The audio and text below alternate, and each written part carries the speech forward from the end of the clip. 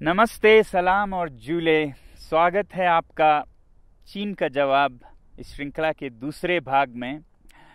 उम्मीद है आपको मेरी आवाज़ सुनाई दे पाएगी। यहाँ पर हवाएं चल रही हैं, बल्कि कल तो इतनी हवाएं चल रही थी कि हम रिकॉर्ड ही नहीं कर पाए, इसलिए देरी हुई, क्षमा कीजिएगा। आज हम थोड़ी बड़ी माइक लेके आए हैं, उम्मीद है अच्छी तरह हो पाएगी। तो मैंने पहले भाग में ये कहा था आपसे कि हम आपके सवाल, आपके कमेंट्स का जवाब देंगे इस भाग में, तो इसलिए हम आए हैं। और सबसे पहले जो बहुतों ने ये पूछा है सवाल, वो लेते हैं। पहला सवाल है, क्यों बायकॉट करें चीन को? क्या ये नफ़रत फैलाने के समान नहीं है? जी नहीं, नफ़रत फैलाने की बात नहीं है। जैसा मैंने पहले कहा है, चीनी लोगों से हमें कोई समस्या नहीं, बहुत अच्छे लोग होते हैं, मेरे बहुत दोस्त हैं। हमें समस्या है तो चीनी सरकार से, तंत्र से, जो कि विस्तारवादी है, जो कि शोषण करती है, उनसे समस्या है। चीन के हर बात पे दुनिया खामोश रहती है, तो ये एक वेकअप कॉल है जो हम दे रहे हैं। चीन के अंदर ही 140 करोड़ लोग लगभग बंधुआ मजदूर की तरह काम करते हैं। हुकूक, अधिकार नहीं हैं, कुछ बोलें तो वो गायब हो जाते हैं, और दुनिया उस पर खामोश है और सौदा करना चाहती है, बिजनेस एज यूजुअल। अंदर जाएं तो तिब्बतन बुद्धिस्ट 60 लाख में से 12 लाख मारे गए, लगभग 6000 मंदिर मठ तोड़े गए। दुनिया खामोश है, हम बिजनेस करना चाहते हैं। बात करते हैं शिनजियांग में युगुर मुसलमानों की।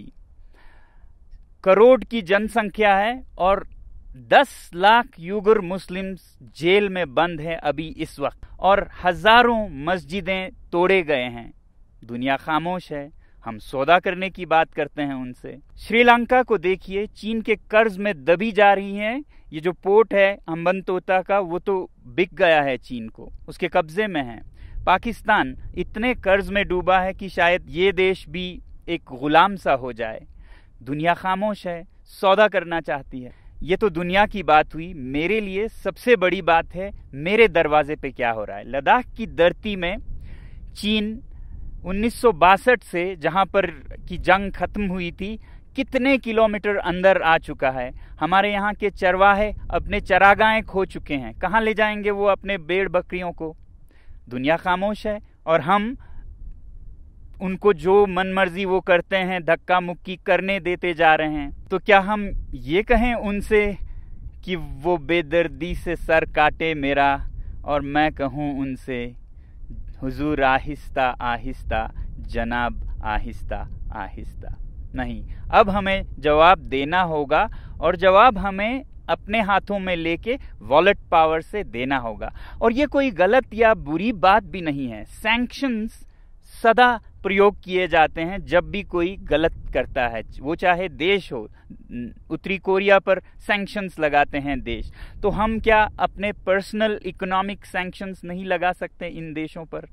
और बॉयकॉट करना कोई नई बात भी नहीं है। आपने सुना होगा स्वदेशी मूवमेंट, बॉयकॉट मूवमेंट।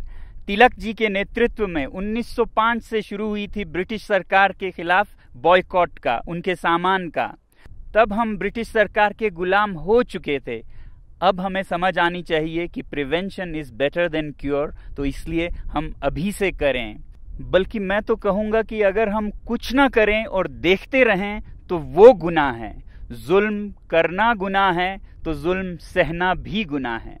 आप में से बहुतों ने दूसरा सवाल पूछा है, जनता को क्यों करनी पड़ी बैन या बॉयकॉट? हमारी सरकार क्यों नहीं बैन करती चीनी सामान को? देखिए, सरकारों के बंदिशें होती हैं, प्रोटोकॉल्स होती हैं, व्यापार बहुतरफा होती हैं, तो इसलिए सरकार के लिए शुरू में मुश्किल हो सकता है। मगर अगर जनता करे, जनता की अपनी मर्जी है, चॉइस है, कस्टमर इज द किंग, तो कोई दुनिया की ताकत उसे पूछ नहीं सकती कि आप ये क्यों नहीं खरीद रहे हैं, वो क्यों खरीद रहे हैं। वैसे भी हम सरकार के लिए क्यों इंतजार करें? जब लोग कुछ करने लगे तो सरकार वैसी ही नीतियां बनाती हैं जो लोगों की, जनता की मूड होती है। अमेरिकी राष्ट्रपति कैनेडी ने कहा था, ask not what the country can do for you, ask what you can do for your country.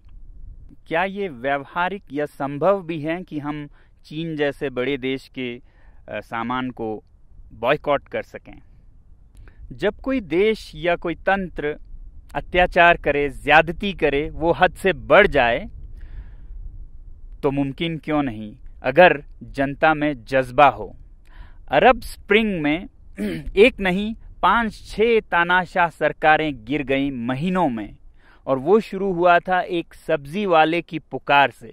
तो हम क्यों नहीं कर सकते ऐसा काम जो कि हमारे दरवाजे पे इतना अत्याचार और इतनी जोर जबरदस्ती कर रहा है। हमारे पास और कुछ नहीं तो अपना बटुआ तो है ना। कस्टमर इज द किंग, जागो ग्राहक जागो।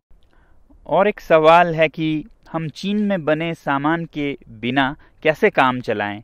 न सिर्फ सामान बल्कि सामान के अंदर के कलपुर्जे भी चीनी होते हैं बहुत बार। और विकल्प क्या हैं? दोस्तों, हम चीनी सामान में डूबे जा रहे हैं, कुछ इस तरह की जैसे हमारे हाथ में कुछ है ही नहीं। एक शेर है जिसे मैं आपके सामने रखूंगा इस हालत को दिखाने के लिए। खरीदें कब तलक कोट पतलों पे रहन हम चीन से। पे रहन एक कपड़े का नमूना है। खरीदें कब तलक कोट पतलों पे रहन हम चीन से, अपनी अय्याशी की गर हालत यही कायम रही, आएंगे गुस्साल चीनी और कफन भी चीन से। गुस्साल जो मरने के बाद शरीर को धोने वाले लोग होते हैं, वो भी अब चीन से आने लगेंगे और कफन भी चीन से आने लगेंगे। बहरहाल देखिए, जिंदगी प्योर इकोनॉमिक्स नहीं होती, सब कुछ पैसे में नहीं होता, कुछ उसूल भी होते हैं, अच्छे बुरे का कुछ फर्क इम्तियाज भी होता है। और हमारे तहजीब, हमारे मजहब हमें यही सिखाते हैं कि बुरे या गुनाह या पाप से जुड़े चीज़ों से दूर रहें। जैसे आप देखेंगे कि हमारे मुसलमान भाई शराब से दूर रहते हैं, कुछ भी हो वो नहीं पिएंगे। हमारे सिख भाई सिगरेट से दूर रहते हैं, तंबाकू से। हमारे हिंदू भाई गौ मांस से, या जैन समुदाय के लोग तो मांस ही नहीं बल्कि लहसुन, प्याज ऐसे चीज़ों से भी वो नहीं खाते हैं। तो जहाँ भी वो जाएं कभी सफ़र में, यात्रा में, तो क्या वो भूखे मर जाएंगे? नहीं। अगर दृढ़ निश्चय हो, पक्का इरादा हो, तो एक इकोसिस्टम, एक हालात बनती जाती है उस रास्ते में। जब हम बर्दाश्त करके चलते हैं तो आप देखेंगे कि ऐसे भोजनालय, रेस्टोरेंट्स निकलेंगे जो जैन फूड सर्व करेंगे।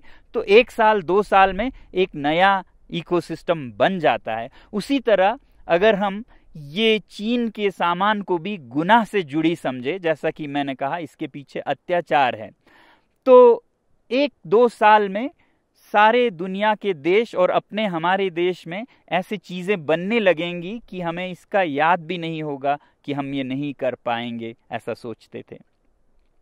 तो इसलिए मैं कहता हूं कि boycott made in China, software in a week, hardware in a year, और फिर हार्डवेयर में भी finished products, non essentials in a year, components, raw materials and essential products in 2 years।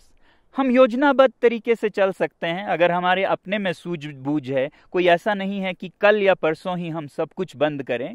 हम ये कहें कि फिनिश प्रोडक्ट्स वाले अभी से हम बंद करेंगे 1 साल के भीतर, जिसमें कंपोनेंट्स जाते हैं जो हमारे भारतीय उद्योग में भी इस्तेमाल होते हैं, वो हम 1-2 साल तक चलाएंगे जब तक कि ऐसे विकल्प न बन पाए। और जहाँ तक विकल्प या रिप्लेसमेंट्स की बात है इन चीनी सामानों का, तो एक बात ज़रूरी ये है कि हर चीज़ की हमें रिप्लेसमेंट्स ज़रूरत भी नहीं होनी चाहिए। हमारी ज़िंदगी सादा भी हो सकती है। इस लॉकडाउन में हमने देखा कि कितने कम चीज़ों से हम खुशी पा सकते हैं, और सस्ते माइंडलेस कंज्यूमरिज्म में लाए गए ये चीनी सामान जो कि हमें ज़रूरत भी नहीं है, 10 जोड़े जूते, 50 जोड़े जुराब क्यों ज़रूरत है इनकी? क्या हम एक सादा जीवन नहीं जी सकते हैं? बदल सकते हैं ज़िंदगी के शैली को कि हम थोड़े में ही गुजारा करेंगे मगर साफ अच्छे चीज़ों को ही अपने जीवन से जोड़ेंगे। इसलिए ilivesimply.org पे जाइए और देखिए सादा जीवन कैसे जी सकते हैं, अपने पर्यावरण को, अपने पृथ्वी को, जीव जंतुओं को कैसे बचाए हुए खुशी का एक जीवन जी सकते हैं। आखिरी सवाल जो मैं ले रहा हूँ वो है, हम इसे एक राष्ट्रीय आंदोलन कैसे बना सकते हैं, नेशनल मूवमेंट। देखिए, मैंने एक छोटी सी पहल की है लद्दाख से। ये मत उम्मीद कीजिएगा कि लद्दाख से कोई एक आदमी इसको चलाएगा। इस बटुए के आंदोलन में हर नागरिक एक सिपाही है और ये उतने ही दूर तक चलेगा जितना आप इसे ले जाना चाहेंगे। तो मुझे उम्मीद है कि भारत का हर नागरिक इसे एक अवसर, अपॉर्चुनिटी बनाएगा आत्मनिर्भर भारत बनाने का।